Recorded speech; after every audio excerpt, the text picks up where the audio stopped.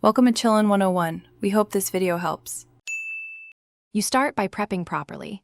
Gather a small Phillips, a thin spudger, 1/2 mm pry tool and tweezers, and place the bullets on a clean, static-free mat. You remove the silicone neckband cover and make sure Bluetooth is off so circuits stay safe. Next, use the pry tool at the seam near the inline module. Apply gentle, even pressure to separate the plastic clips. Once the casing opens slightly, slide the spudger around to release remaining clips slowly. This prevents snapping fragile. Once open, you inspect the battery and flex cable for lifted solder, corrosion, or broken traces, because those are the usual culprits. If you find a loose connector, carefully reseat it with tweezers. If a solder joint looks dull, reflow it briefly with a low-heat iron and fine tip to restore conductivity.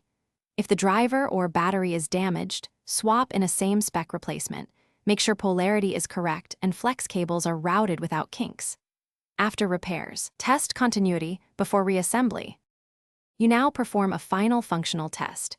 Briefly connect the battery and pair to a phone to confirm audio and microphone work, then charge to about 50% before sealing for safer handling.